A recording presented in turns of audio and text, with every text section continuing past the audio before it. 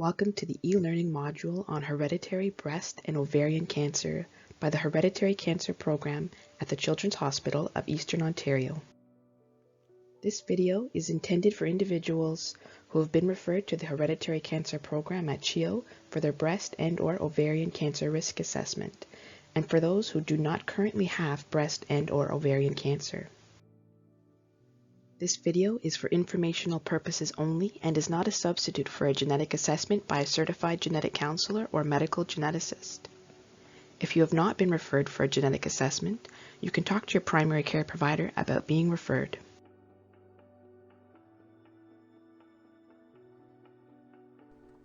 Please take a moment to read the following before we begin.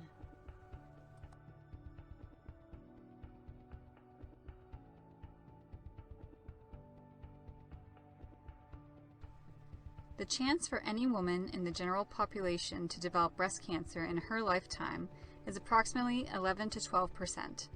The chance for any woman in the general population to develop ovarian cancer in her lifetime is 1 to 2%. If you look at breast and ovarian cancer together, you can see three separate categories. As you can see, most of these cancers are not hereditary. Click on each category to learn more.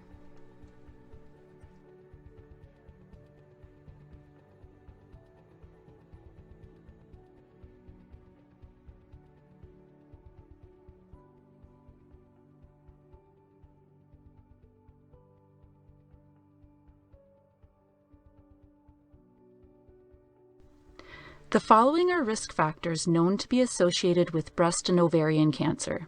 Each may increase a woman's chance of developing breast and/or ovarian cancer, but each alone do not cause breast or ovarian cancer to occur. Please click to learn more.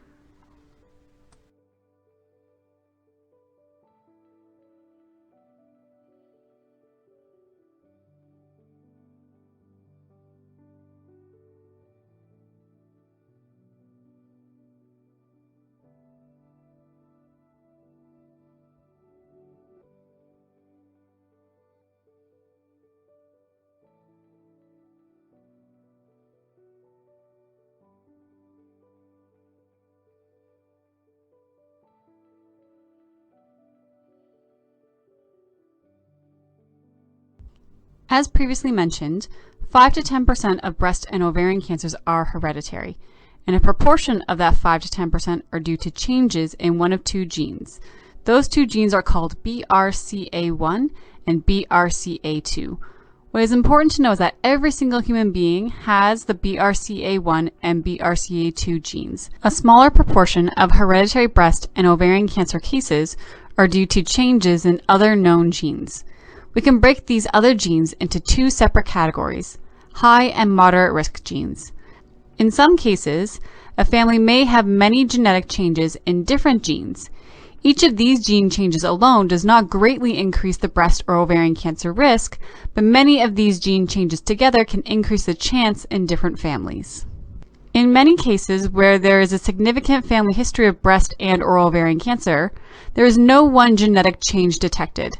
This does not mean that the cancers are not hereditary, but may be caused by a yet unidentified gene change. Please click to learn more.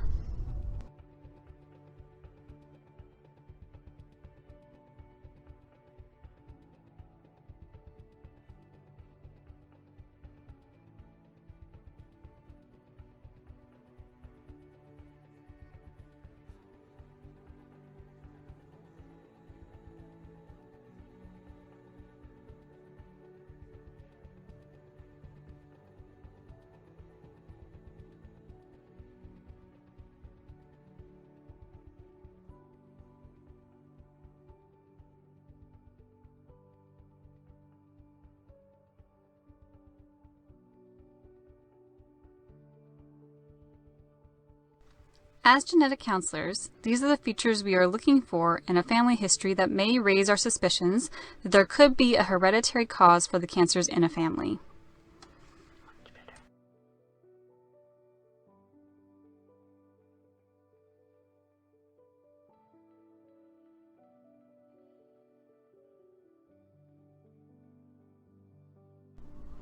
Your genes are instructions for how your body is expected to function. Each cell has 2 copies of each gene. The risk factors we reviewed previously can cause a change to happen in one gene copy in a particular cell. We have the other normal gene copy that is working properly, allowing the cell to function as it should. If a change happens in the other normal gene, that cell will continue to divide and form a cancer. With hereditary cancer, a gene change is inherited or passed on from a parent. This alone does not cause cancer to occur. If a gene change occurs in the other normal gene as above, that cell will continue to divide and form a cancer. Every human being has 2 copies of each gene. One copy comes from mom and the other from dad. Similarly, when individuals have children, they can only pass 1 copy of each gene to each child. In this diagram, we see that the lighter, white copy of the gene signifies the copy of the gene that has a change or typo in it. Since dad can only pass on 1 copy of each gene to his children, there would be a 50% or 1 in 2 chance that the changed copy would be inherited by each child, or a 50% or 1 in 2 chance that the unchanged copy would be inherited by each child. No one has internal control of what gene copy is passed on to each child. It is not guaranteed that every person with a gene change will develop cancer. However, there's an increased chance compared to people who do not have a gene change. If your family history has some or all of the features we previously discussed, then one of your living family members who has been diagnosed with a related form of cancer may qualify for genetic testing. Typically, healthcare-covered genetic testing is not initially available to individuals who have not been diagnosed with cancer themselves. Part of the reason for this is that we are more likely to find a genetic change in individuals who have been diagnosed with a related form of cancer themselves. If genetic testing is done on someone who hasn't been diagnosed with cancer, it is less likely that a genetic change would be found. And if no change or changes are found, what does that mean? Should you choose to proceed with a genetic counseling appointment, once you have completed this module, we will discuss who may qualify for genetic testing in your family. It is unlikely that an individual who has not been diagnosed with a related form of cancer would qualify for healthcare-covered genetic testing. If a genetic change is identified in a family, then other biological members would qualify for genetic testing, including those who have not been diagnosed with cancer, and can undergo a genetic counseling appointment to learn more.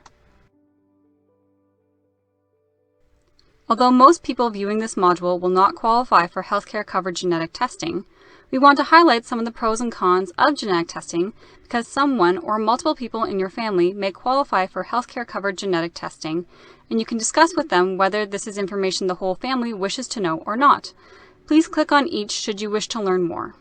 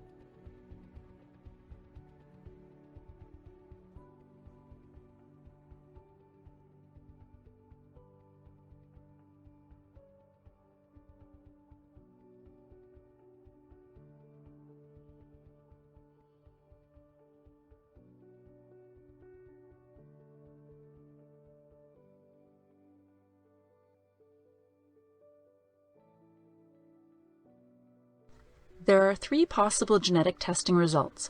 Click on each for more information.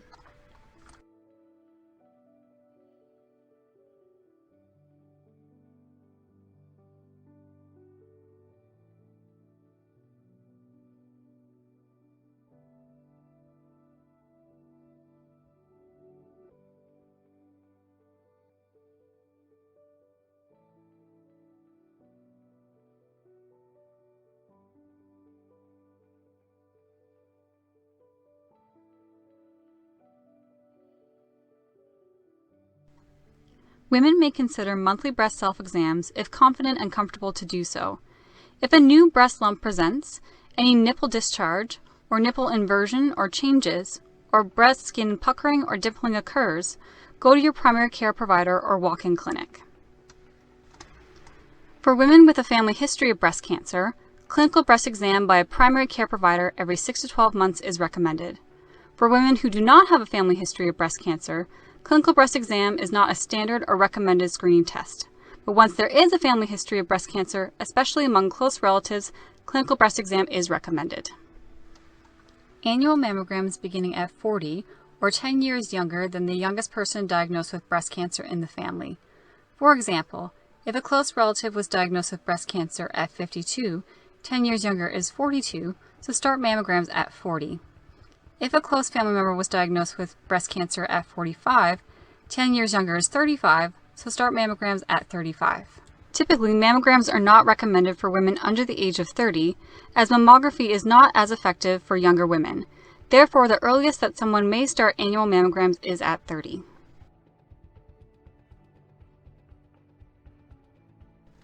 We have multiple risk assessment tools that we use to approximate what someone's lifetime risk for breast cancer may be based on their personal and family history. If it is determined that the lifetime risk to develop breast cancer is equal to or greater than 25%, then they would qualify for high-risk breast cancer screening through one of these 3 programs. If someone's lifetime risk to develop breast cancer is less than 25%, then they would not qualify for high-risk breast cancer screening. Now that you have reviewed the module, please remember the following.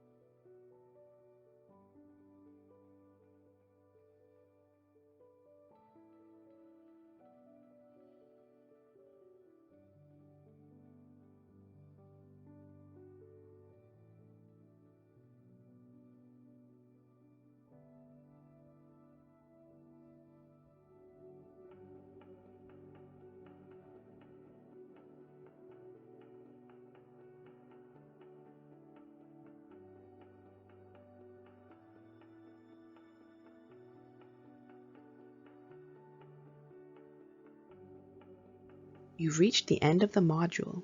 Please review the next steps carefully. Please consider these next steps.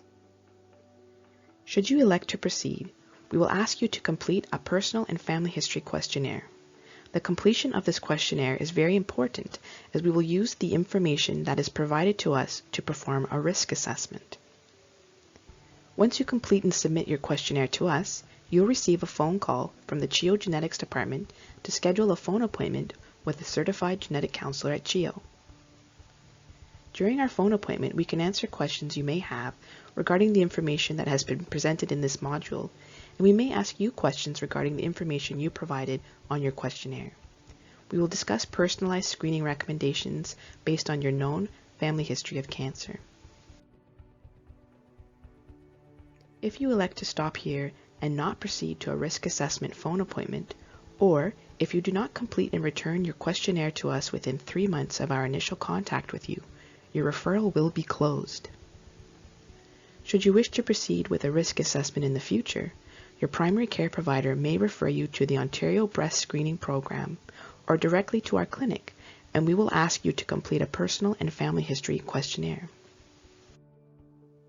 Yes, I am interested in obtaining a risk assessment. Please complete the personal and family history form. Detailed instructions on how to complete and submit this form will be provided. Click the link below. You are here. You review the online module, complete and return the personal and family history form. Once the form is received and reviewed by CHEO, an appointment is scheduled with a CHEO genetic counselor. No, I am not interested at this time in obtaining a risk assessment. If you've been referred to our clinic, we will return and close your referral. Should you wish to proceed with a risk assessment in the future, your primary care provider needs to refer you to the Ontario Breast Screening Program or directly to our clinic. Thank you for your time and attention. Please take a minute or two to provide us feedback on the module. Click the survey link below.